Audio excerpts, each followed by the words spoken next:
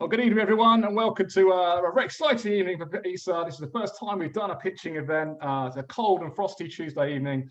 It is Tuesday evening, right? It's like Groundhog Day every day at the moment. It's hard to tell whether it's Wednesday afternoon, Saturday morning, Sunday evening. It's hard to tell, but I'm pretty sure it's Tuesday evening. So thank you for joining us. With about 70 people coming along tonight, which is a great turnout for a first-time event.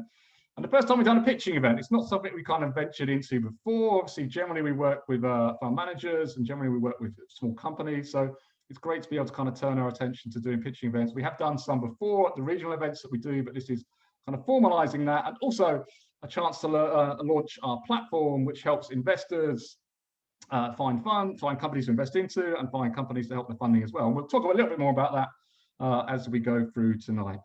Agenda-wise, first of all, you're very glad to hear that I'll stop speaking in a second or so, but just to give you an idea of what's happening and when, we're very glad to have the Lord Mayor of the City of London on, who's going to give us a kind of 10-minute presentation as to open things up and expand a little bit about what we're looking at tonight. So that's the first thing we're going to do about in a couple of seconds or so.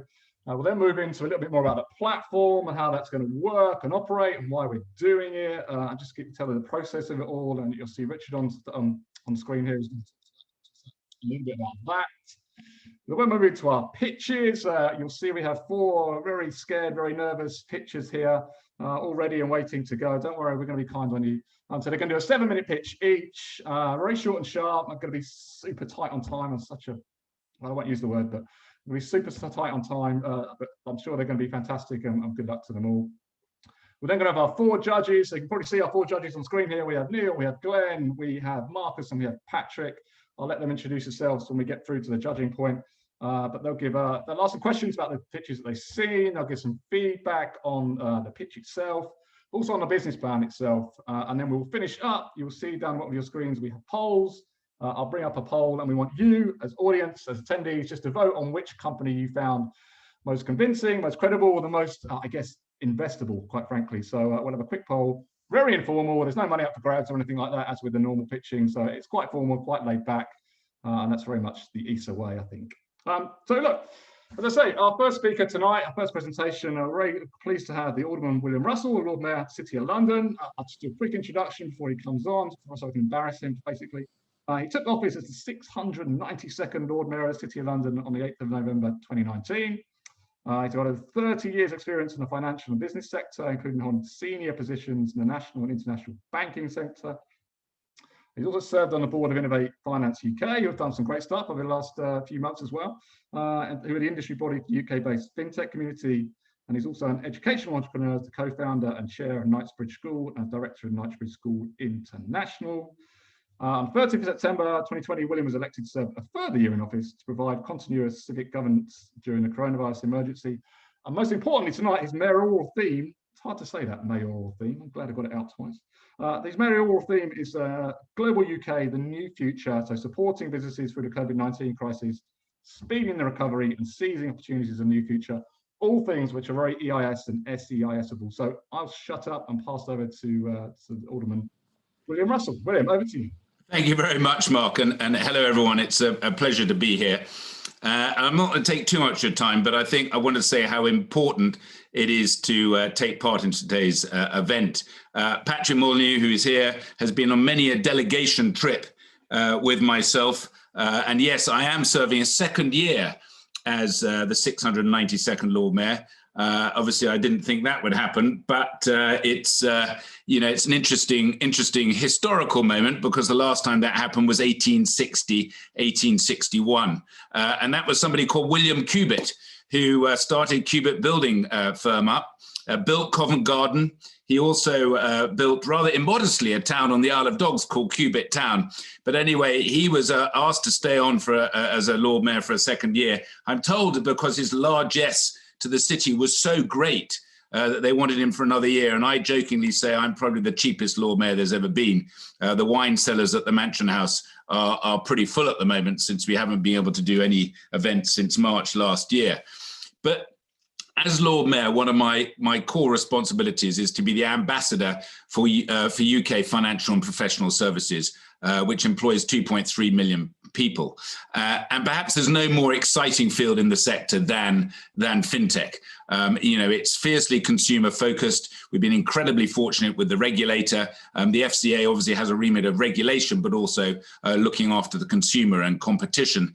And we've seen a huge amount of innovation. I remember after Brexit in 2016, everyone was saying, oh gosh, it's a disaster. Fintech's going to suffer. Actually, it's got even bigger and better. And last year, we had 4.1 billion pounds coming into the UK in the fintech sector, whether it be regtech, insurtech, payments, whatever, second only to the US. And we're also at the forefront of open banking. And again, the UK has proven how it can innovate.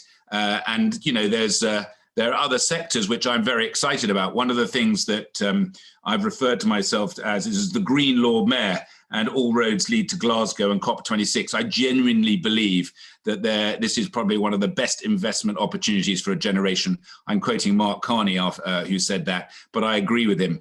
I'm already seeing a number of green companies that are out there that remind me of fintech 5 or 6 years ago, and it's in a very exciting space. I'm sure many of you are looking at that area as well. For me, sustainability, is all linked into fintech and green tech, etc. So we are very excited about what we're doing, and with the Department of International Trade overseas, we promote many different fintech companies. I'm doing a number of virtual trips. I was in the Gulf just last week and the week before, and on one of the calls was TransferWise, who many of you will know. And what I particularly like about TransferWise is that one of the reasons they doubled down in the UK, and particularly in London, was because of the talent we have in the UK. And when I talk about us being the fintech centre of the world, I talk about the UK being the fintech centre. It's not just London. I know there are over 146 fintechs in Scotland alone. I've been to see a wonderful company outside Belfast called Fintrue, which is based in Derry, in Londonderry. So we're all over. They're in Cardiff as well, and also very much up in your part of the world. So look, I think it is a very exciting time. A lot of you would be forgiven for looking at the city and thinking the city is just about big corporates, but actually in the square mile, over 98% of our businesses are SMEs. And we want to do everything we can to ensure that the City of London and the entire UK continues to be a place that fosters those innovators. Now, EIS and SEIS, I am a complete junkie for EIS and SEIS, have been for years. I think it is one of the best things that the government has really pushed.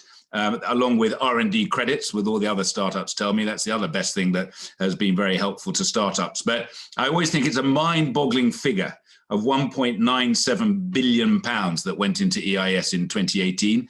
And I asked somebody to check what the figure was for 2019, and guess what? It was 1.9 billion. So 1.97, 1.9 billion. Hey, look, that's a huge sums of money going into starting up companies.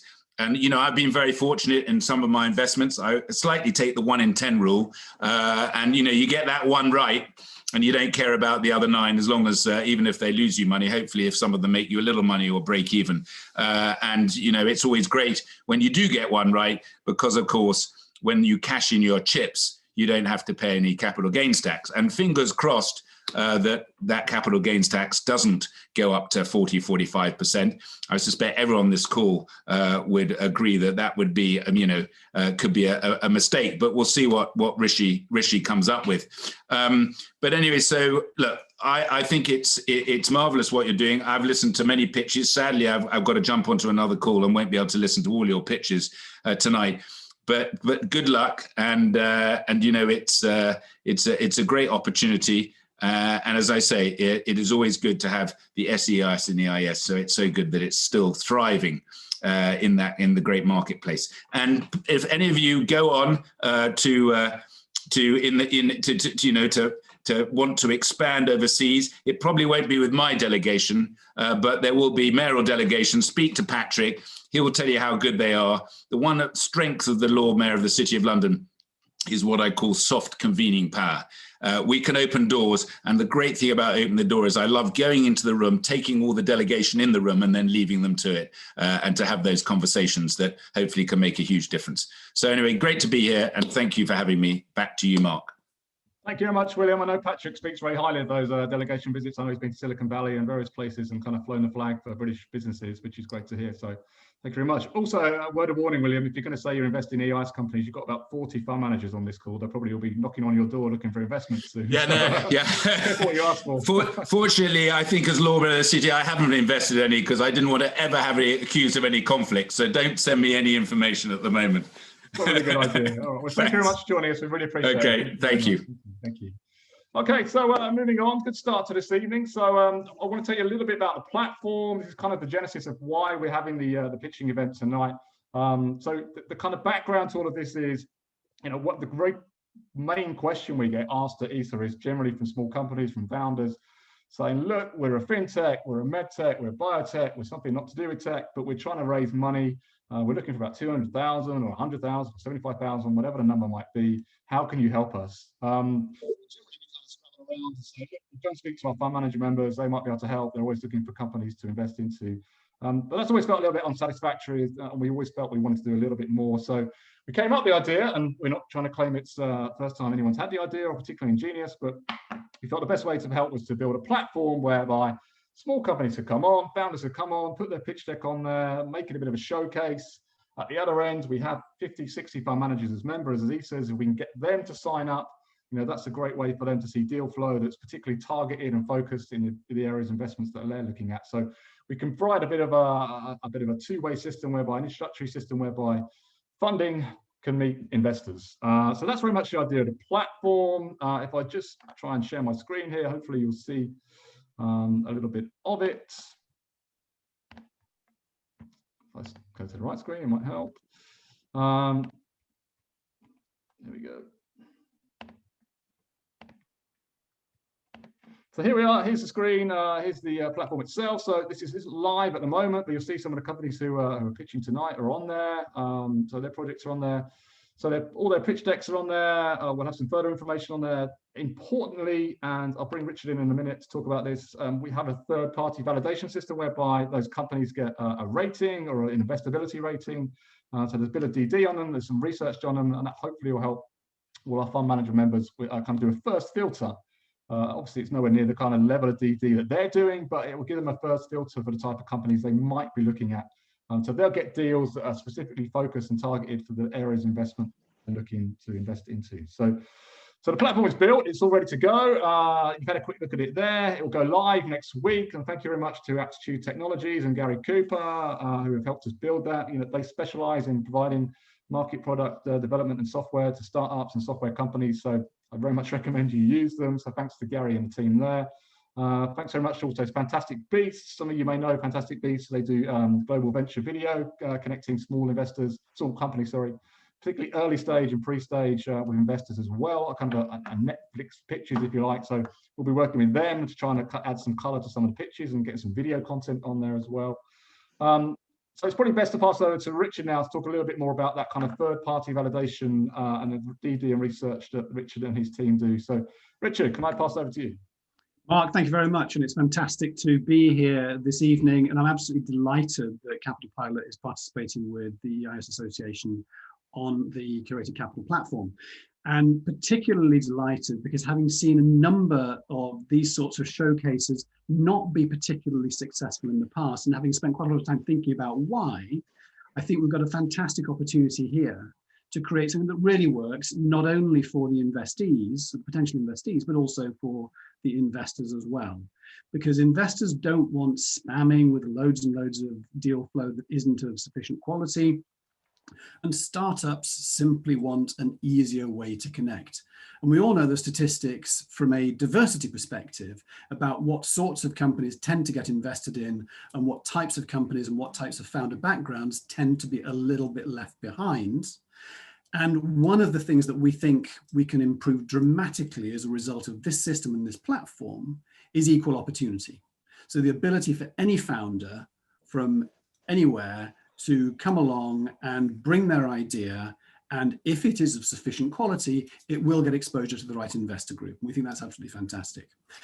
Now, this is all based upon a rating system that we've been developing now for 5 years, and it measures investability. It measures the quality of the investor proposition, or if you like, the likelihood of fundraising success and ultimate entrepreneurial success for that business. Now, tricky one, because obviously investability is a highly subjective matter. Everybody makes their own judgment. How good's the team? There's not a lot of hard data that you can go after to make those judgments.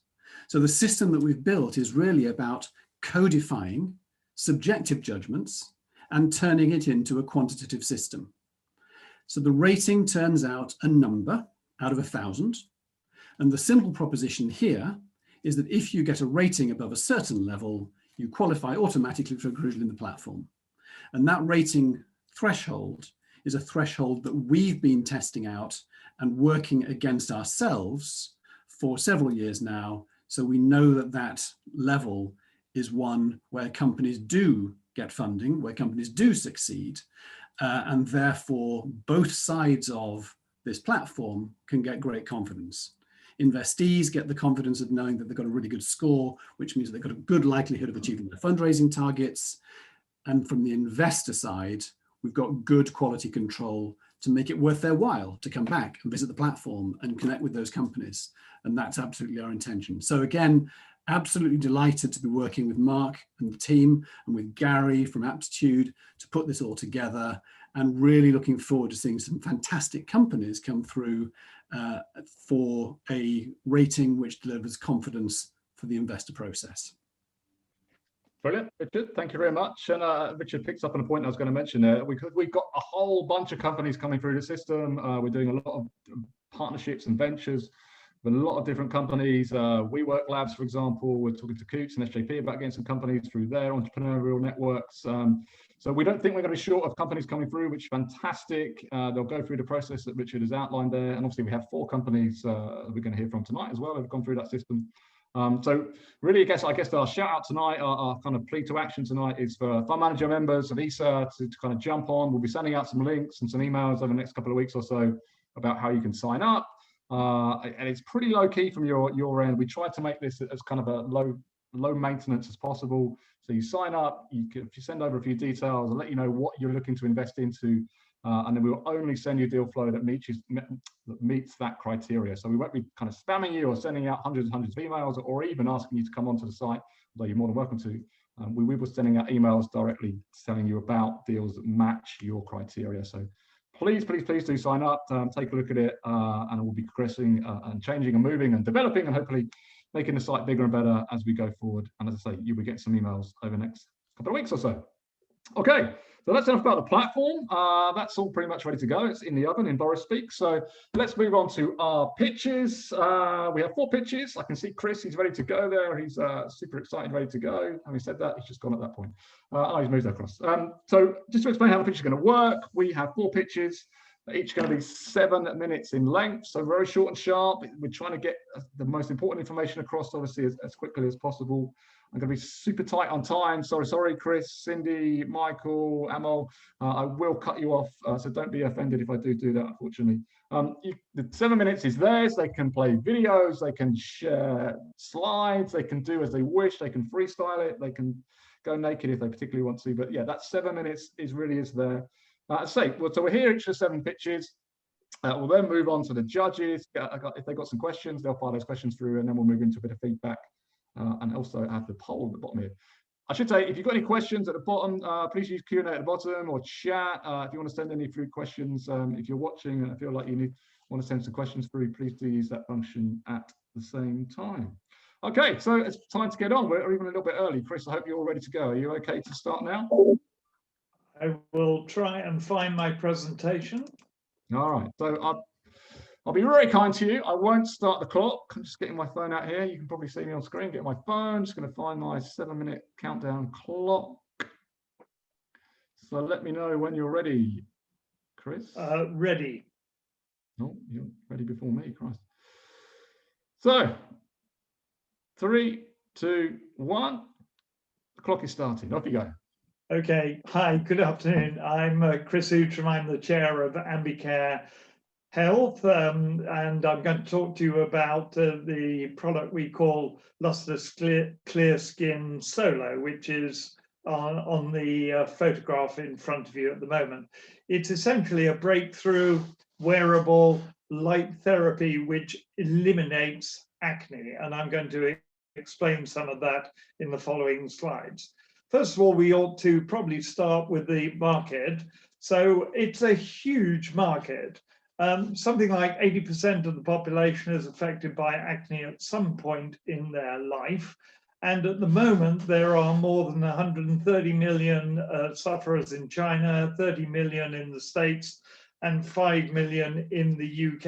And that's mild to moderate acne sufferers, and they're generally pretty unhappy with most of the pills and potions and even devices that are out there at the moment, and spend a lot of money. Some people can spend up to £1,500 a year to actually get rid of spots. And I'm pleased to say that most have not heard of phototherapy, which is essentially what my product is, our product is all about. And many of them would like to hear more, I'm pleased to say. The product, Luster Clear Skin, has a fundamental impact on people's lives. And why is that? Well, basically because it works. It is shown in lots of academic tomes that blue light, LED light, kills acne. It actually kills the P. acnes bacteria. The key is, how do you get the light onto the skin and then through the skin to where the bacteria is lurking? We have found a way of doing that. We've got these pods, which you saw on that first slide. We have now sold about 15,000 of those pods. I'm pleased to say the safety record is incredible.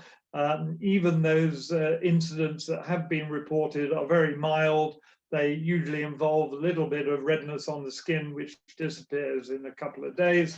And that means that there are very high levels of satisfaction. 95% of customers give us a 5% rating. As you'll see in that Amazon quote on the top of the slide, we get something like 4.8 out of 5 stars. That's a December 2020 rating, whereas most of our competitors are lurking around the 3.8 out of 5 stars.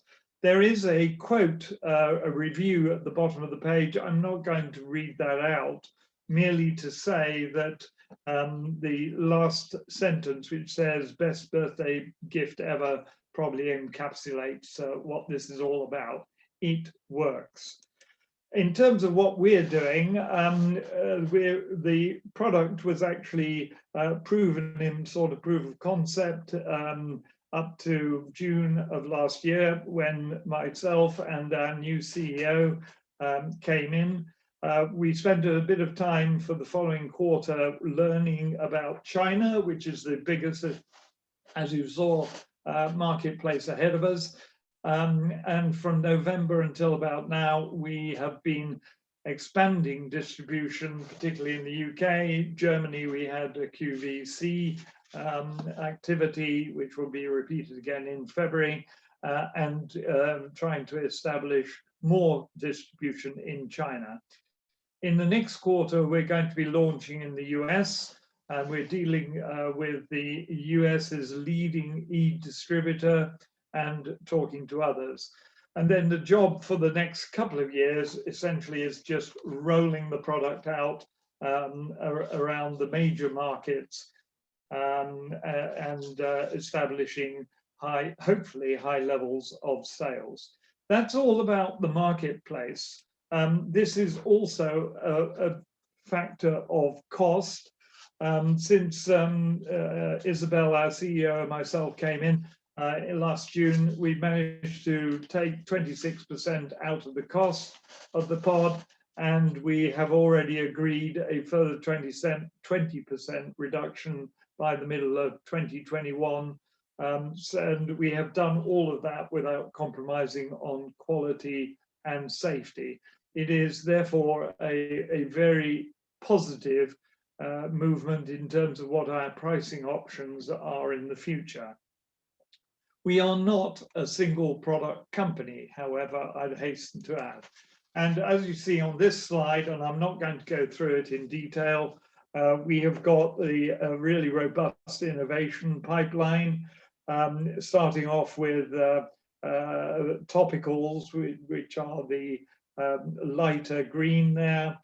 We've already introduced the Luster Trio, that orange left-hand bottom product, which is essentially 3 pods in a pack at an attractive price.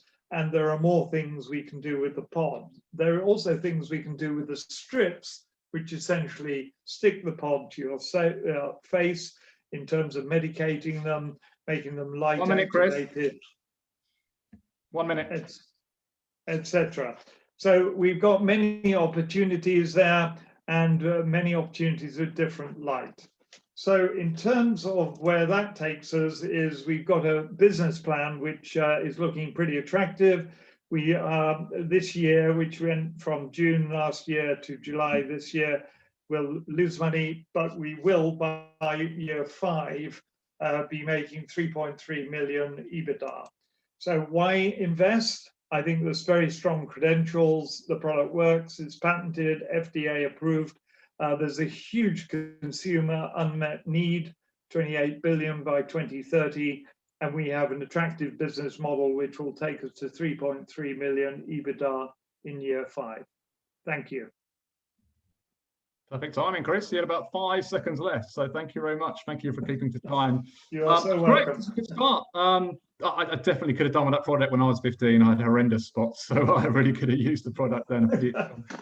10 years too late. Frankly, everybody I know now has one, I'm pleased to say.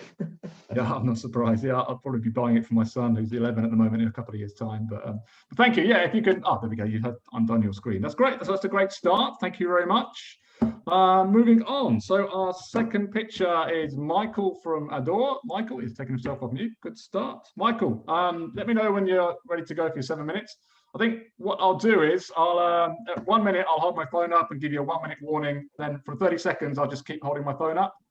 So apologies to Chris, I didn't do that for you, but I think that might be a good way to kind of keep you all on time, if that's okay. So let me know when you're ready to start, Michael.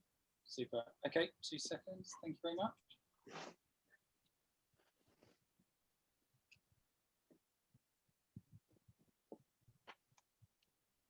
Cool. I am ready when you are, Mark. Thank you. All right. So 3, 2, 1. Good to go. Super. Good evening, everybody, and thank you for making the time this evening. And thank you to Mark and the EISA for organising this event. My name is Michael Wadsworth, and I am the co-founder and CEO of Adore, the platform to track your house move online.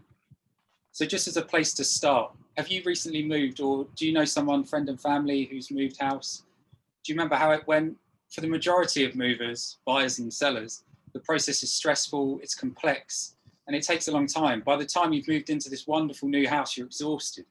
You just wonder why you put in all that effort in the first place. And it's where this evening, and it's where I sort of came up with the idea for Adore, is sort of highlighting the communication in the house moving process is outdated. There are 3 sort of key stakeholders in this process. There are movers, buyers and sellers, conveyancers, property lawyers and estate agents. And I sort of asked myself, it's like, why in 2021 is it easier to track your Deliveroo than your house move? And so for buyers and sellers, they're reliant on emails and phone calls. There isn't a place where they can log in and just track their progress as it goes along. And because they are having to wait for those replies, it sort of ends up being days and weeks for some really common questions about search results and just trying to get an understanding. And we've estimated that approximately 274 million was lost in failed costs for movers in 2019. And for conveyancers, the calls and emails that from worried movers asking about what's happening, it takes up actionable time. They really want to be using their time to complete the transactions, and it's around 6 to 7 hours per week that conveyancers are dealing with reacting to emails and asking for updates in the process. So they're not actually making progress on those transactions. And there isn't that single platform that brings together the conveyancer, the estate agent, and the mover, so everyone's aligned on the process. So there's lots of calling up and down the chain just to try and get on the same page. And for estate agents, they only get limited updates. Once they've agreed the transaction, it's sort of hands off, and they have to use sales progressors just to keep up to date on what's happening. And as I mentioned before, around 30% of transactions fell through in 2019. And that in 2020 translated into £80 million per month that was lost. So to the solution, so what we're looking to provide is Track, which brings together movers, conveyancers and estate agents into one platform to track your transaction and the wider chain. So by providing this platform, we're bringing everyone into one place, but we've also built in our know-how. So at every stage of the house moving process, you can find helpful hints and explainers about what a conveyancer is, how do you instruct them, what does a search result mean? And for conveyancers, what it does is it focuses their time. What we find is that many conveyancers say that actually having to pick up the phone and be instantly reactive when someone's asking a question about that particular case, they then have to rush off, bring themselves back up to speed, and it takes a significant amount of time. So with Track, fewer calls and emails asking for updates when movers can see when the next stage is due will give them more time to complete transactions faster. And with what we've built within Adore is it's an API, so it connects to existing CMS systems, so there's no duplication or updating in two places. If you update it in Adore, it will update your own system as well. So the market size, in 2019, there were 833,000 transactions, and that equates to around a £58 million per annum industry opportunity. In terms of the potential people that we can reach, there are 23,000 conveyancers in the UK and 15,000 estate agents. And where we're really focusing our time is there are 5,000 offices of conveyancer quality scheme that is covered by the Law Society. So to how we're going to hopefully earn money, or we will earn money. The revenue streams in 2021, we are launching with a pay-as-you-go transaction fee, which will be £15 to start, and then it will go up to our sort of final number of £35. And then we'll be testing and introducing monthly subscription tiers for credits, so 5, 10, 15 credits per month. As we progress through 2021, the next aim is to bring on platform advertising. So we believe that there is a really captive audience. When people are moving house and they're in a door looking at their transaction, we think we can help target people like conveyancers. If you've already got a conveyancer, we won't show that advert. So it's a just-in-time model for delivering adverts that we see that will deliver a higher click-through rate for our partners. And later into 2022 is a commission on secondary services for estate agents and people like Money Supermarket, where they might provide solutions for helping you to move house or on your broadband deal. So the competition around us, there are other platforms doing it. It's not a unique idea, but we feel that we have approached this in the right way. So there are, as you can see on screen, I think the difference that we provide is that you can track the chain in one place, and we're bringing the mover, conveyancer and estate agent into one platform. So in terms of our advantage, we're mover focused. I've come to this platform thinking about the mover. If the mover feels informed and educated about the process, then they'll feel more comfortable about how things are going, less inclined to email and call. And by seeing clear information, Michael. Thank you, clear information at each stage, rather than sort of you searching online trying to work out what it is, we've provided really hyper-focused help for every stage. And again, the home heroes, it's a slightly different approach where we're bringing these adverts that are focused for the stage that you are at as a mover. In terms of the team, it's myself. I'm a former Googler, and my co-founder Ian Jones. He's a former residential conveyancer and now a practicing solicitor. And we are looking to expand our developer team at the moment. I won't go into details on the forecasting, but we are looking by 2024 to forecast nearly £3 million EBITDA. And just a super quick summary on where we are. we've started partnerships with the Law Society and the NAEA. We applied for a Innovate UK grant, and we currently have beta testers using the platform. So I'll leave it there. Thank you very much. Thank you, Michael. You're pretty much bang on time, so thank you very much for keeping to time. So yeah, I think we all appreciate the trials and tribulations of going for a house move. So anything that can make that whole process has got to be good and got to be helpful, right? So yeah, it's great to see the pitch, hear the pitch, and see the pitch. And it looks like you're in the shed, same as me. So the shed's supposed to be these days. That's where everyone hangs out. Brilliant. All right. So moving on to our next pitch, and Cindy's way ahead of me. She's got her pitch up on screen already. So thank you very much, Cindy. So Cindy, let me know when you're ready to go, and I will hit the button and I'll give you your 7 minutes. Same with Michael. When it gets to 1 minute, I'll give you a 1 minute warning. Then when we get to 30 seconds, I'll hold up my phone. I am aware, by the way, that it is back to front. You can see it on your screen, but hopefully it gives you an idea of how long you have to go. So yeah, are you ready to go? Thank you. Thank you. Firstly, thank you, Mark and EISA for the opportunity. So I'm Cindy, founder and CEO of Omazi. Omazi is looking to revolutionize due diligence processes by creating a decentralized service. Our aim is to create a network of trust for businesses and clients. I want to spend just a second on what due diligence is, which in most cases is a regulatory requirement that is conducted when entering into a business transaction or relationship, and it facilitates risk assessment. The idea of Omazi was born while I was working as a regulatory consultant at a tier 1 bank. The bank, like all others I previously worked at, distributed comms to their clients to help them become compliant with the latest and greatest regulation. One client in particular sent us a photo of the comms we just sent him strewed across his desk. And I was really taken aback by the lack of client consideration in that process. I knew something needed to change. So I started thinking about ways to solve the problem differently. Banks today have established due diligence processes, but this is not reusable across other industries. For example, a mergers and acquisitions deal involves multiple parties, all requiring due diligence credentials for one corporation. That mergers and acquisitions deal could benefit from a more collaborative data sharing.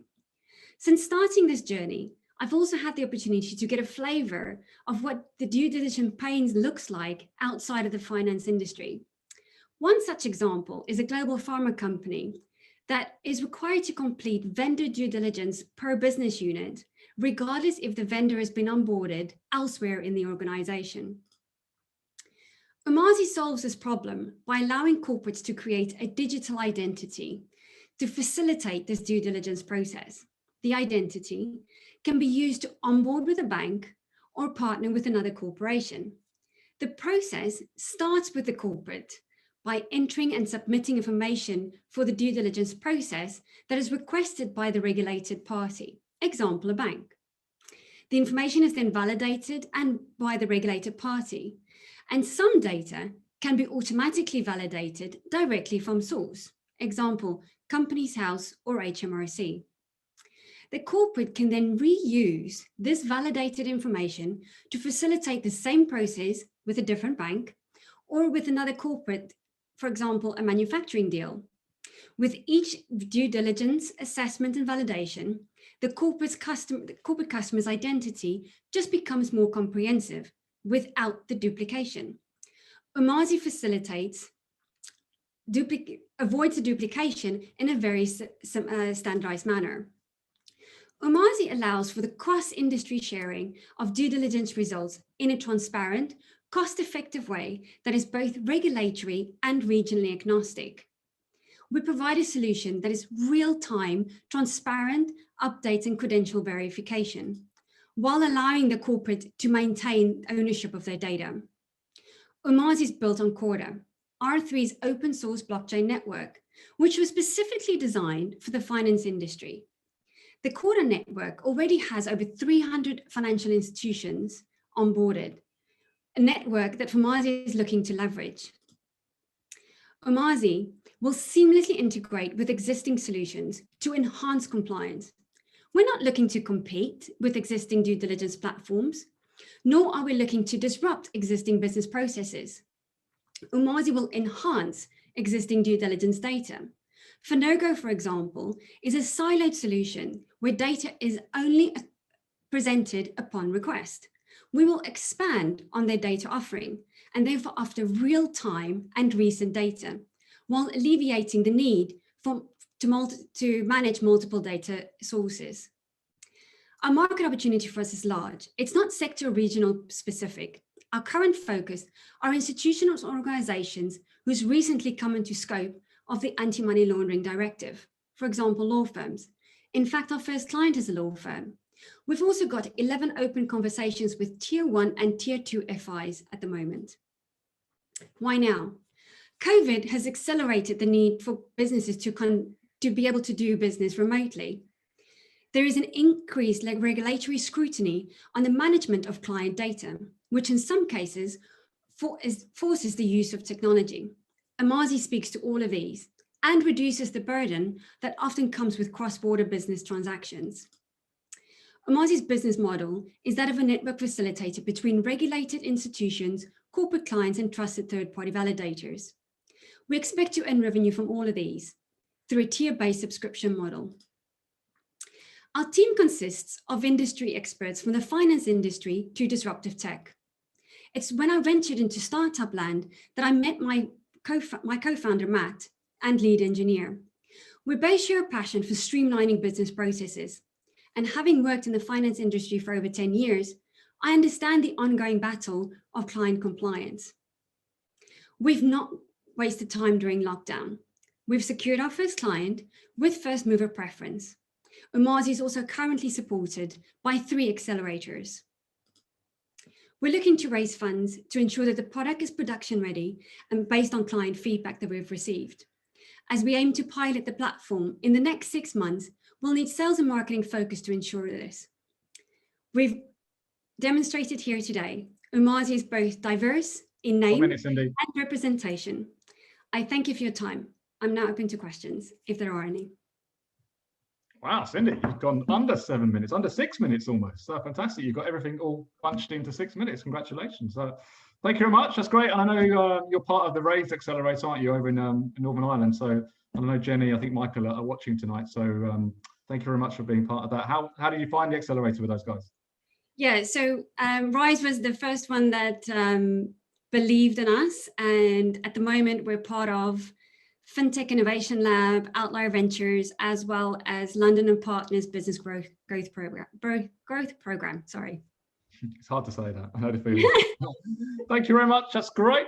Okay, we have had 3 pitches. We are on to our final one. So I can see Amal there. He looks like he's all ready to go. Amal, do you want to share your screen and get your slides up and running, and then let me know when you're good to go, and I'll start the clock. Yeah.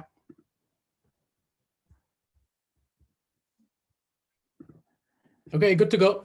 Okay, good to go. So 3, 2, 1, go for it. Thank you, Mark. Hello, everybody. My name is Amol, and I'm the founder of OpenForce. I'm very excited to tell you about my business, who I am, what is OpenForce, and about our first fundraise, which is of £500,000. But before that, can I just share a childhood story? I was born and grew up in India, and my father was a builder. He would drop me to school every morning on his scooter, and every other day on our way to school, he would stop at a traffic signal where the day workers would be waiting in the hope to be picked up for jobs on construction sites. Now, my father would hire who he needed for the week in minutes, like go have a quick chat, agree the rate, and here's the site, and boom. And in many ways, my startup OpenForce does the same by digitizing this experience and process for 21st century construction. However, having been in the industry for 15 years and have started my own construction business and successfully run it for over 5 years, the core values of the OpenForce go back to honoring those day workers who work hard and create technology for and empower the blue-collar workforce. Construction recruitment industry is still in 20th century and lacks many forms of digitizations. Now, hundreds of workers struggle and face periodic unemployment between jobs. And on the other hand, the companies struggle to find skilled on-demand workforce. This results indirectly into billions of pounds of lost revenue due to slow-moving projects, and all because of broken hiring process. So what's the holistic solution?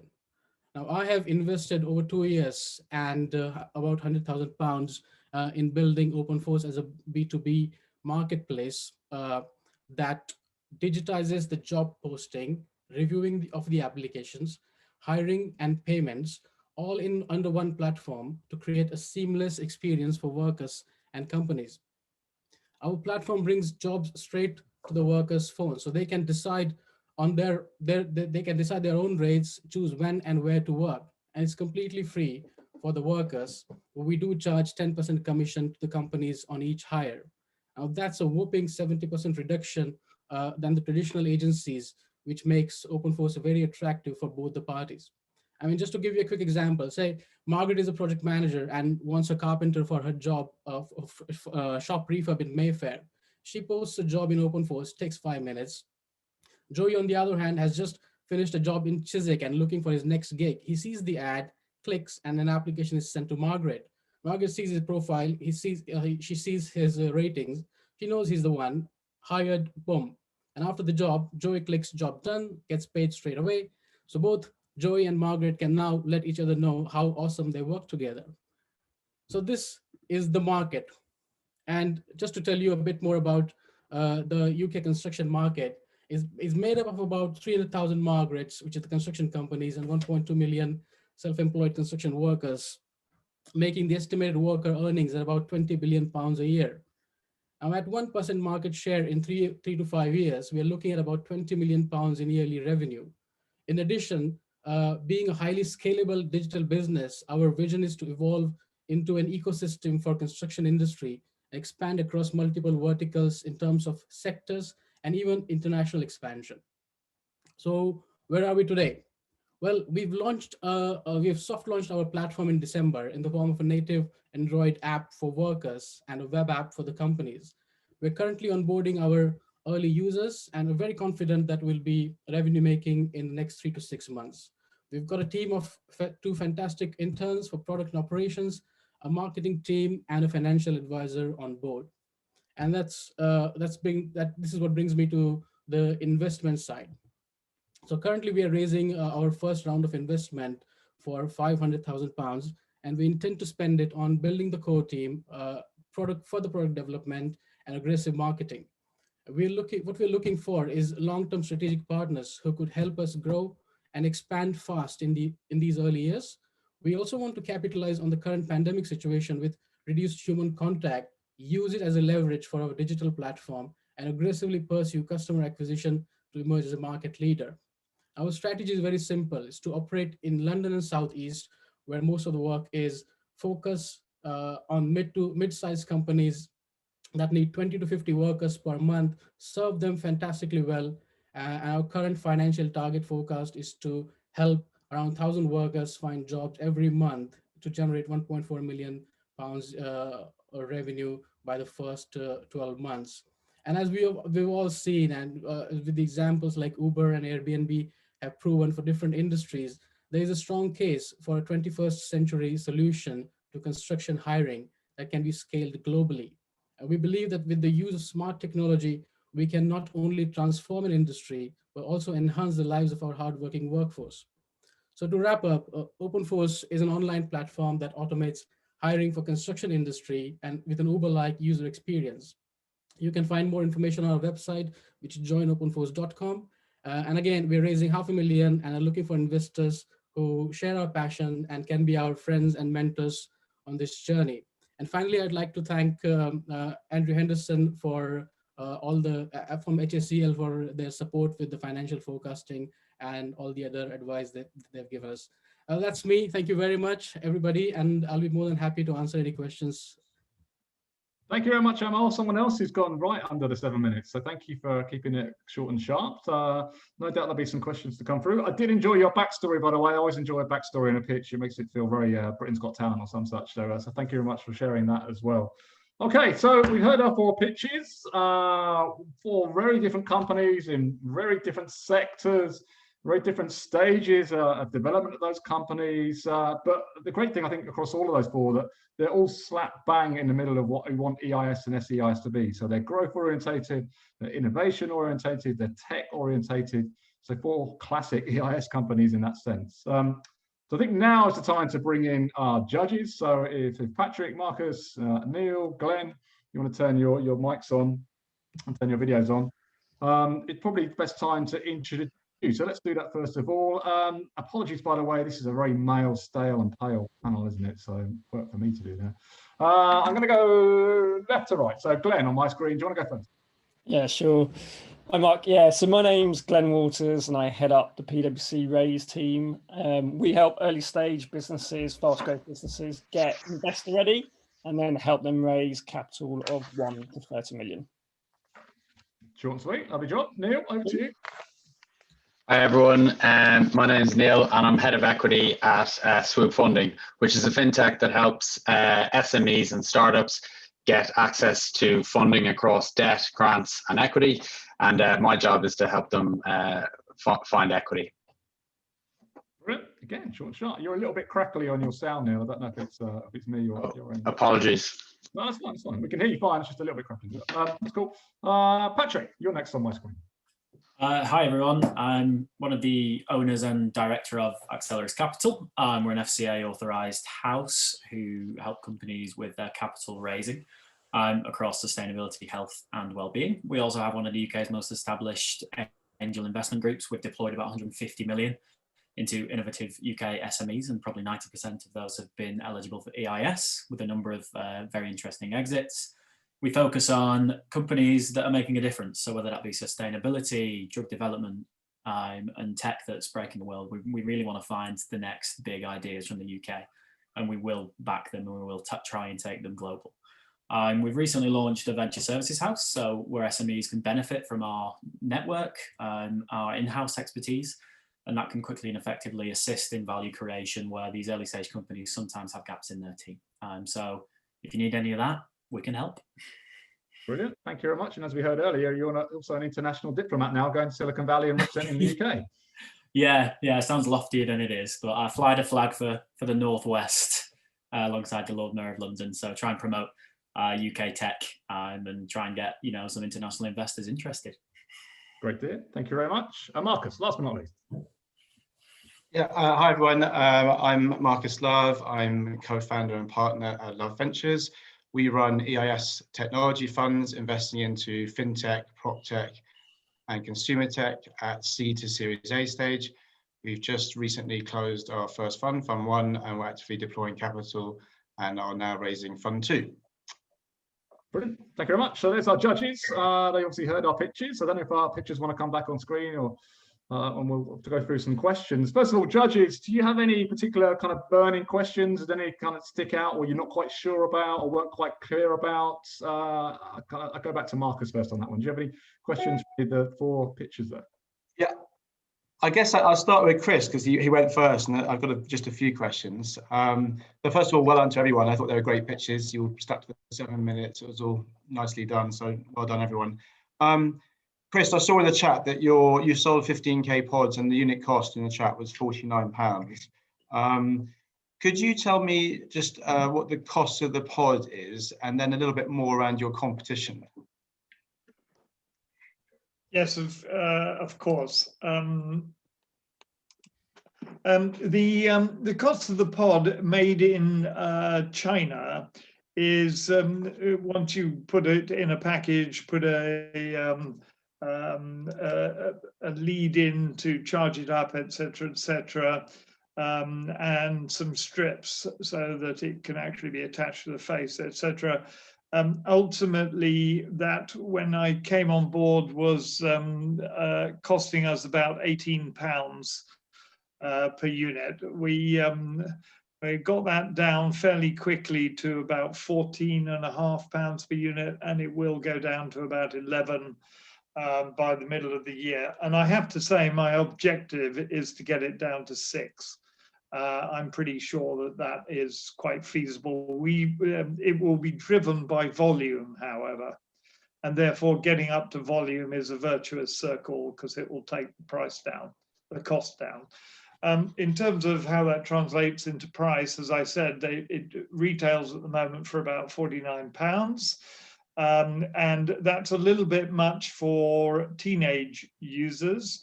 So parents tend to step in at that stage and try and help out. But many of the sufferers are in their 20s, and I think £49 to make yourself socially acceptable is not a big investment, frankly. And the competition, competition. I mean, there's a huge amount of competition out there already, because it's a £20 billion market. There are any numbers of pills, potions, creams, etc., most of which, frankly, do not work, because in order to work, you need to get deep into the skin where the actual bacteria is residing and kill it at source. You can do cosmetic things, frankly, with creams, potions, but they last a day or two. The other light therapy products are masks, full masks, which are unbelievably inconvenient. And Johnson & Johnson had one of those on the market 18 months ago, but took it off the market. We think because of light leakage into the eyes. And they didn't like the risk that represented. Or pens, where you actually shine the blue light onto the skin. You can imagine that's not a very accurate application, and it's really inconvenient to have to shine a particular location with a pen for 20 minutes. Ours sticks on the face, gives you blue light. You can do whatever you like, watch movies, do your computer, have a bath, do the ironing, whatever it is. It is very, very, very convenient and easy to use. Chris, did you have any more questions for anyone else, Mark? Are we going to go? Am I going to go through the other ones as well, the other companies? Perhaps just pick out one, and then I'll go to another judge and pick out questions from them, if that's okay. Okay. Amal, so on your products, I just wanted to ask you about the workforce validation. It sounds to me like you're the task rabbit for construction workers. How do you validate those workers to come onto your platform? So I run a construction business myself as well, and I've got plenty of workers that we regularly employ. So what the way the OpenForce application has a process in which the workers get validated and vetted through the app before they are, as we call them, like ready to or hire ready. So in which we use a third-party plugin to check their identity, their work visa status, and their CSCS cards, which is basically some minimum requirements for them to be access the construction site. So all those checks are carried out before then they go live on the app, so where they can apply for the jobs. Thanks, Amal. Thanks, Marcus. Patrick, I'll move on to you. Perhaps if you have a question for either Cindy or Michael, please. Yeah, absolutely. Well, echo Marcus's comments. Really well done, guys. Pitching is difficult at the best of times, but with a time limit, it's even harder. So I think every pitch came across really well. I'll start with Adore. First of all, I absolutely love the logo and name. Brilliant, absolutely fantastic name. But in terms of a question, I'm really wanted a bit more color around and a bit more clarity on the advantage over the competition. I was really struggling to see where it sat in the market. And second question on that point is, what is your current status and what would be that early route to market for a product such as this? Over to you. Thank you very much, Patrick. In terms of sorry, I realised I was running out of time during the pitch. In terms of our differentiating factors, I think we've sort of, like I was mentioning, it's the mover focused approach in terms of if we can answer the question and help movers feel like they understand and trust and believe what is being said, like the date and time that a step will be expected to be completed, then they're less inclined to pick up the phone and chase their conveyancer. And I think the education piece around explaining to like movers speak to the estate agent first, and then a lot of the time they will then use that estate agent and ask every question to them, whereas actually once the sale's been agreed, a lot of the questions are actually for the conveyancer to answer. So I think it's about educating them by providing the know-how at every stage, rather than you trying to go online and find, if you go and search online how to move house, there's thousands upon thousands of articles, whereas what we're trying to do is provide focused like information. So if you're trying to work out what a conveyancer is or how to instruct one, it's like there's the information just for that point, because you're paying the professionals to do the legal bit or the actual sell your property for you. So you don't need to know, or you shouldn't be expected to know all of that information.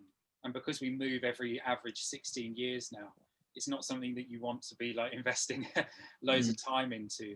So I think that's one core advantage. And I think the additional piece is around the advertising, that none of the other platforms out there, I appreciate there's a benefit to the partners in terms of, like I say, we're looking to work with Money Supermarket in terms of working with them in connecting for like utilities and broadband and TV opportunities, but also about that just-in-time model. Like nobody really likes adverts, like they're not something, but if you know that at the stage you're at, and if you've not instructed a conveyancer and you see an advert for a conveyancer, there's a much higher there's a captive audience there that's actively looking for that. And if we can help, and they're proven partners, so we will validate and verify those people on the platform so that movers can feel confident that that's the right person to go with. And obviously we encourage that they go and speak to more people. In terms of the route to market, where we are at the minute, we've built an MVP, and we're testing that with 3 local conveyancing firms and 1 estate agent to really make sure that the product we built it in the right way and it works for the 3 user groups. In terms of the actual route, I think we're looking at the direct market ourselves. Because we've built this API, we can connect to the CRM systems that are already out there. For example, Peppermint for conveyancers and Repit for estate agents. So we're looking to work with the existing parties rather than against them. And I think by being able to connect into those existing systems and hopefully also be an integration already for them, that's sort of where we see. And there's also the pure network, that it's a network effect, that transactions are in chains and there are different conveyancers and estate agents related to each chain. There won't be the same people in 2 different chains. So there's the opportunity for new conveyancers and estate agents to find us just by doing their day-to-day work. No, thank you. I won't hog the call, but I definitely want to get into that, because any network effect has a chicken and egg, and there's probably different routes to go down with that. But really, really interesting. Thank you. Thanks, Patrick. Thanks, Michael. Sorry, Patrick, just to cut in a little bit. Cindy, I know you've got another engagement to get off to, haven't you? So has anyone got any questions for Cindy before she leaves? How long have you got, Cindy, by the way? I've got another 10 minutes. Okay, so if anyone's got a question for Cindy, and then obviously we'll perhaps get Cindy's feedback before everyone else, if that's okay. Neil or Glenn, do you have anything to ask? I could ask one. First of all, well done, everyone. Cindy, I absolutely love this idea. I dabbled with this idea when I was in college. Couldn't make it work when I was 18 or 19 years old. Because I know there's a huge AML inefficiency, and it's a big issue for funds administration in Ireland. So if you could crack that market, you're going to do well. My question would be, how do you manage, I don't know if you covered it, but how do you manage changes in the credentials, and if they need to be updated, how is that managed throughout? And then also second question was, have you approached the different regulators in the different jurisdictions, and do you need their buy-in, or is it light touch with them? Okay, so let me answer the first one. It's very simple, actually. By design, the credentials will be updated. So if you go back to the example that I gave of being onboarded with a bank, the client takes that identity and they go on board with another bank. Every bank and regulated third party has got a legal obligation to view the data first before they actually onboard a client, and therefore before they validate the data. So if you are, say, Bank A using credentials that was established by Bank B, you will go through the credentials. If anything is outdated or anything is changed, you will ask that client to update it. Bank A will then automatically get the updated information, number one. Number two, in some respects, that data will come directly from source. So I threw around two examples. One is Companies House and one is HMRC. So we have had some discussions with HMRC on this particular topic, which kind of leads to your next question, which is the regulators. We've checked with the FCA. We don't need to be regulated because we don't hold any data. We actually just a post box of data being distributed from one network to another with the permission of the corporate client. Does that answer your question? Yeah, it does. It leads to lots more questions, but I'm interested in it. But yeah, that's fine. Good. Brilliant. Thanks very much, Neil. Glenn, looks like your daughter came in to ask a question there. So she's probably got better questions than you, to be honest. But I was going to say there'd be much better questions than me. No, just like to reiterate, well done, everyone. It's not hard. It's very hard pitching. Question for you, Cindy. The sales cycle between initial customer contact and closing the actual sale. So on one of your later slides, I saw some big logos, including the PwC, and I know what a pain in the arse it is getting through procurement. What's that like? Can you sort of just discuss that process? So I think this is where the accelerators that we're part of, specifically FinTech Innovation Lab, will become really helpful to us. It is a process that is, as we know, as you mentioned and rightly point out, sometimes it's the most cumbersome process to get a startup through the doors of a big FI. We also recognize that the sales cycles with some of those big brands are likely to be a year, maybe longer, before we actually get onboarded. So, which is why we're initially targeting, while having those open conversations, and as I mentioned, we've got 11 open conversations with tier 1, tier 2 banks. We're targeting law firms specifically in the interim. Why law firms? Because the law firm sits at the epicenter of some of the big deals. It's a mergers and acquisitions deal, whether it's a shipping contract that needs to be legalized, whether it is a new manufacturing agreement that needs to be legalized. There's always a law firm involved, and they are ripe and ready for digital innovation. The Golden Circle has said so, as well as the next tier down law firms. They're all looking for the new innovation to help streamline some of their business processes. Thank you. So No plenty of other questions, but Cindy, I know you've got to get off, so it's probably best to start with you in terms of the feedback, if that's okay, so you can get that in before you go. So Glenn, as you're on a bit of a roll, do you want to give Cindy a bit of feedback on the pitch, on the business plan, just some general thoughts, really? Yeah, sure. I thought it was really good how you set it up, the bit of empathy at the beginning and why you're into this. So that was nice. And I liked the flow. One of the questions I had, so I come from my background previous to my current role was FDD, so financial due diligence and M&A. And I was just trying to piece together what diligence you were talking about, because it sort of felt to me it's regulated DD as opposed to, when I look at M&A DD, you've got commercial diligence, financial diligence, tax diligence. And that could be wider. Yeah, it could be wider. Yeah. So, I suppose that I was just trying to piece it together because a lot of it felt like the pitch was talking about regulatory DD as opposed to the other stuff. So just piecing that together. Yeah. What else did I have? Was there a financial slide? No, there wasn't a financial slide. Yeah, so that, apologies, I'm an accountant, but yeah, I think that would be helpful just to sort of set out where you're going to go with this business. So any investor is going to look at a financial slide and look, at this stage, it's all made up, but it will give an indication of your ambition. What if you win one big client, a number of the smaller clients, what your margins are. So I think that would be quite an important slide. Yeah, it's in the appendix. I can produce it. Yeah, I think having it in the deck is always helpful, just to a bit of context. But yeah, Thank you. I thought it was good. Thank you. Brilliant. Thanks very much, Glenn. I won't go to every judge, because I suspect by the time I get to the last judge, it'll say the same things all the other judges said. So I'll go to Neil next, and then perhaps I'll ask Patrick or Marcus if they've got anything else to add, if that's okay. Neil, go for it. Is this on Cindy's pitch specifically? Yes, please. Yeah. Oh, okay. As I said, I was really intrigued by it. I thought it was a great pitch. Yeah, maybe just a bit of clarity for around exactly what the due diligence process is. Maybe almost telling the story of.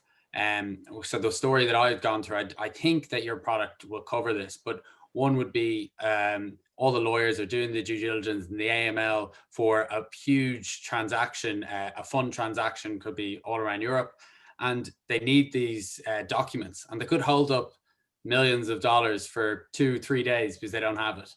Tell that story, bring them on, because for a layperson, they might not understand that. So, and really show where the pain point is. But I thought it was an excellent pitch, and I'd love to ask you loads of questions about it. So you must be on something, I think. So Great. I'll send you Cindy's details after. I'm sure she'll be glad to connect up with you, Neil. That's all right. Patrick, Marcus, you have anything to add before we let Cindy go? Yeah, I thought it was great. Compelled me to ask more. I'd love to see a bit more about the technology roadmap and that sales cycle that Glenn mentioned. They're the two kind of key. With my investment hat on, the key risk analysis points that I would be looking into in terms of long sales cycles and what's next for the technology and what needs to be done. Apart from that, great, and I'd definitely be taking a second meeting. Thank you. Look forward to it. Marcus. Yeah, I agree with Patrick there. I'd have maybe a clear the benefits in terms of time and cost, because you mentioned it's less long process, etc. Obviously, the financials have been mentioned. And then any sort of competition that's out there. I don't know if others can come into your space or how you view your competition, but something like that.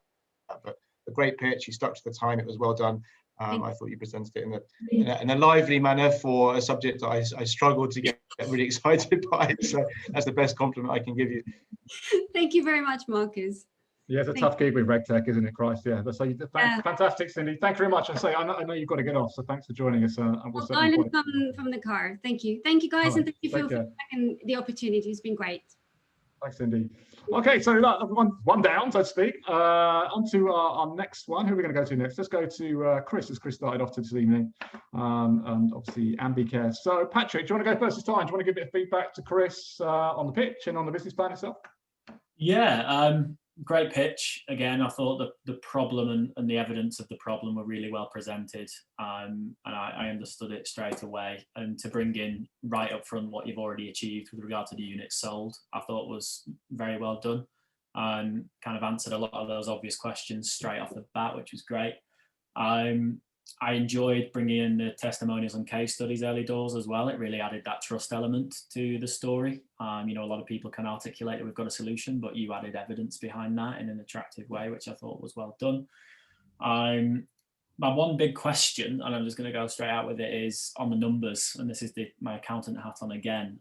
For the next year, I saw a big jump in volume sold, but then I saw no simple articulation of how that was going to be achieved, even a few bullet points. So I'd love to hear what the plan is for that kind of jump in volume sold in year one. You did cover about, you're going to be investing in unit costs going down, which is great for margins, but I'd love to know how that top line is going to increase. Oh, you're on mute. Mark, you're on mute. Sorry about that. The very brief thing is through big distributors. We've signed up in the US a company that has great contacts with Amazon and with Walmart.com, both of which could do tens, if not hundreds of thousands of units very simply. Similarly, in China, with the key opinion leaders, and the festivals, the shopping festivals, you can sell very considerable numbers of tens and hundreds of thousands of product very, very quickly if you get the proposition right, which you need to work with key opinion leaders in order to be able to get it so attractive to the consumer that they just punch yes. No, great, thank you. No, that's covered that one. And in terms of the history of the business, how long has it been going to get to this point? This is the rebirth of a business. Frankly, the business has been going for about 9 years, and it had a very interesting product, which was very clunky and inappropriate for the consumer market. It sold 1,000 a year of this product, consumed a huge amount of sadly, investors' money over that period of time. We took a look at it. It was unbelievably effective, but just inconvenient. So we asked them to redesign it. And then we had an emergency fundraising last year to rebirth the company. And now I think we're at the stage where we can see a way through to growing it very, very, very substantially. No, great, well done on that. It's a really exciting time for you, it looks like, in terms of the proof of concept. So that's great. We're very excited about it. Yeah, thank you. Cool. Thanks, Patrick. Marcus, do you have anything else to add? Not really. I wanted to know how you've done that 10x on year 2 sales, but you've just described it. Maybe mention how you've achieved that cost reduction.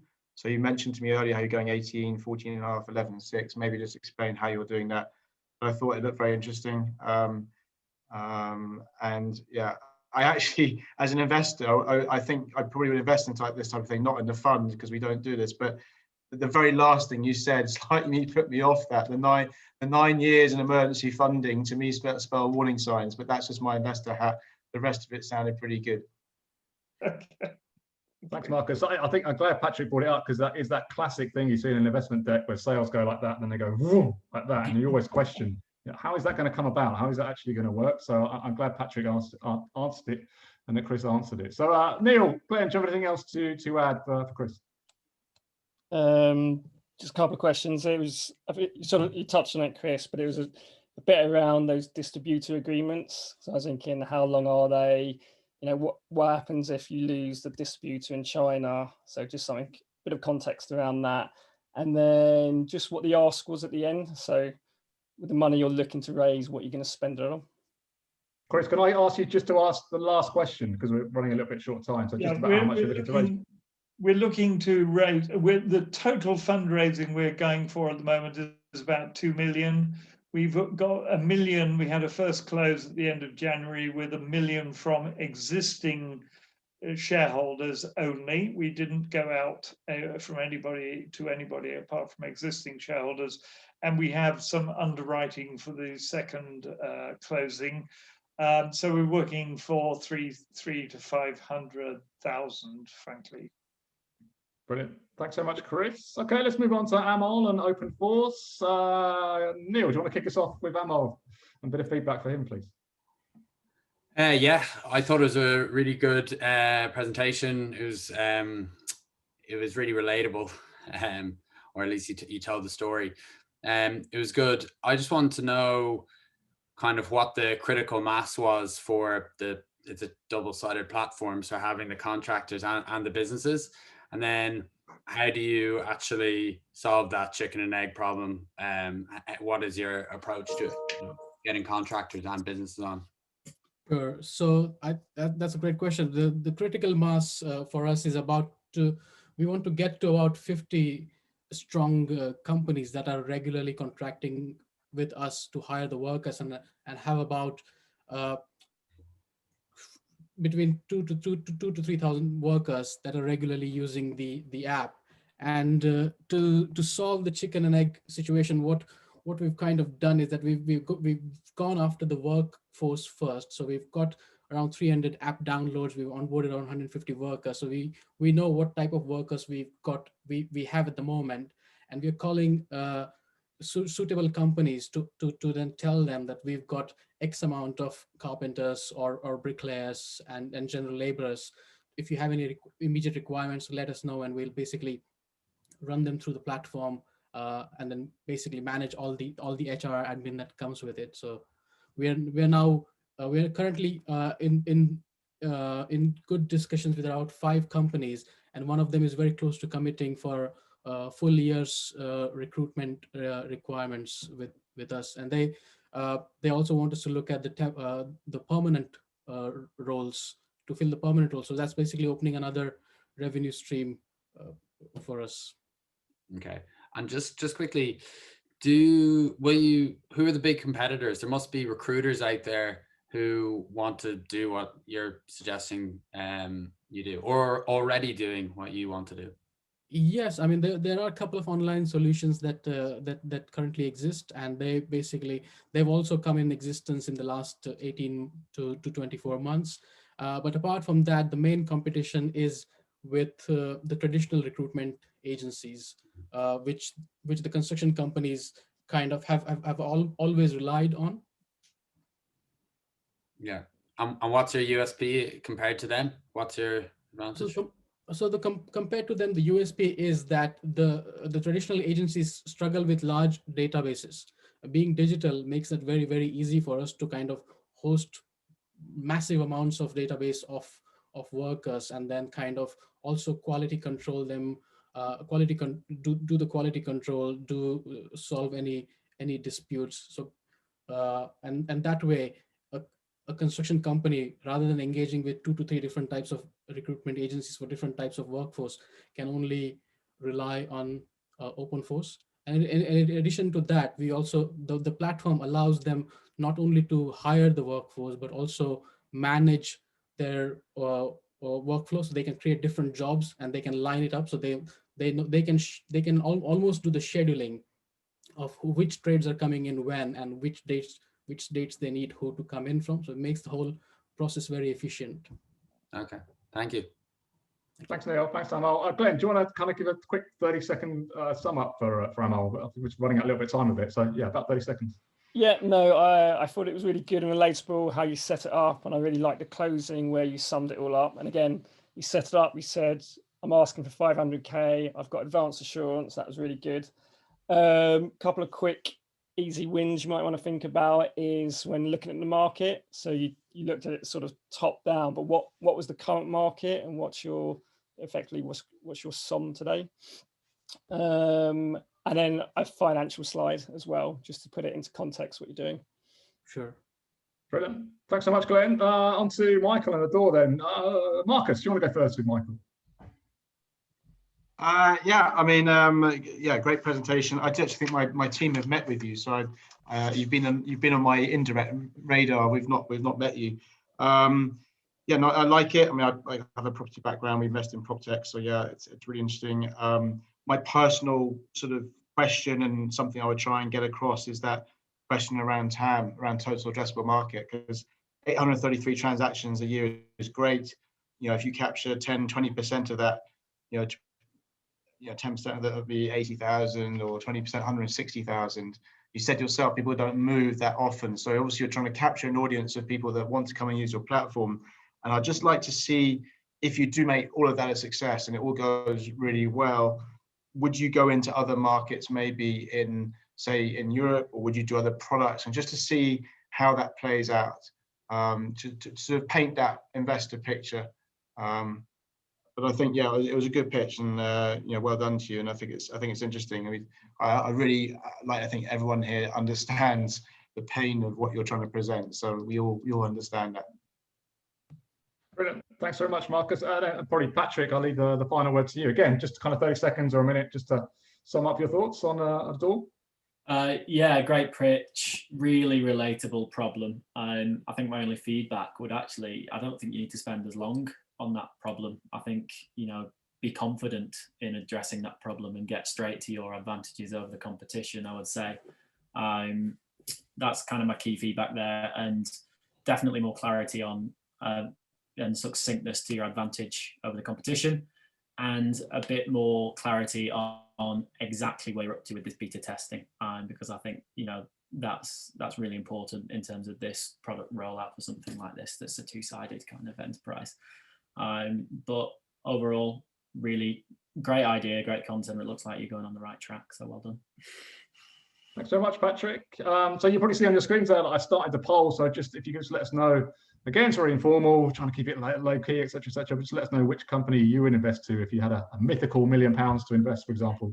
And I can see some of you have voted already, which is great. I'll just move on. If Richard Blakesley is still there, I'm assuming he is. There he is. Richard, you obviously, all of these 4 companies have gone through the DD process that you talked about. Just want to give a kind of, again, 30 seconds a minute summary of what you saw across all 4 and what your DD brought out when you looked at them. Yeah, and apologies for the dog whining in the background, which you'll hear in just a second. There you go. Yeah, but that's just the world we live in. So a few things, and I think quite a lot of what we picked up when we did our rating and assessment has already been picked up by the comments that we've seen today. So market sizing and the description of the market sizing. 10-month-old puppy with a broken leg, not a great story. So yeah, market sizing and the way in which the top down, bottom up is described, that's one thing. The description of the investor proposition. So this is key to the whole focus, is what's the investor going to get out of this? And that was missing from a couple of the propositions that we looked at. Out of the door, that's better. And the third thing I'd point out, I think, is the proof of the appropriateness of the approach to the market. So in a number of cases, we didn't see that the way in which you're going to build your proposition in the marketplace and generate demand was not particularly well described. So those are the kind of the key things. But overall, some really good stuff. Focus on the investor because it's an investor pitch, I guess, is the key thing that came out of it. Brilliant. Thanks, Richard. And I know you'll be sending out those reports back to each of the 4 companies and letting them know kind of areas for improvement, things they might want to look at when they're talking to investors, which is a great part of what we're trying to do with the platform and what companies can get when they come on and do all this. Just looking at the poll, so wow, it's super tight. Christ, we've got Umarzi and Ambicare both on 31. Not far behind, both Open Force on 23 and Adore at 15. So yeah, it's been super tight across everyone voting. So thanks very much for voting for all the companies. So look, just to wrap up, we're just heading rapidly towards 6:30. I can see my wife putting the dinner on the table, so I've got to go as well. So thank you very much for enjoying it. Thank you very much for joining us today is what I'm trying to say. Thank you to all our pitchers. I know it's super nervous. I know some of you guys haven't done pitching before, haven't done very much of it. So thank you for putting yourselves through that. As I say, hopefully you'll get that feedback tomorrow. Thank you to our judges. So thank you for that, giving your thoughts and ideas and giving up your time on a Tuesday evening to go through that. Thank you everyone who joined today. I say we'll be sending out some emails afterwards about how you can join up, how you can sign up as an investor or a VC to try and get to have a look at some of this deal flow. Please, really would ask you to sign up, have a look. Take a look, see what you think, and start getting some deals coming through to you. We'll send information about that fairly shortly. I didn't mention that the platform is actually called Curated Capital, so I should mention that. But thanks very much to Swoop as well. We'll be working with Swoop and some of the companies who perhaps don't get through onto the platform and passing them on to Swoop, and they can help with the funding and grants and all the good things that they do as well. So thank yous all done with. We'll be doing this again at some point in the future. Please do check out the platform when it comes live in the next couple of weeks or so. As I say, you'll be getting some emails on that shortly. Thank you very much, everyone. Take care. Good evening. Thank you, everyone. Good evening.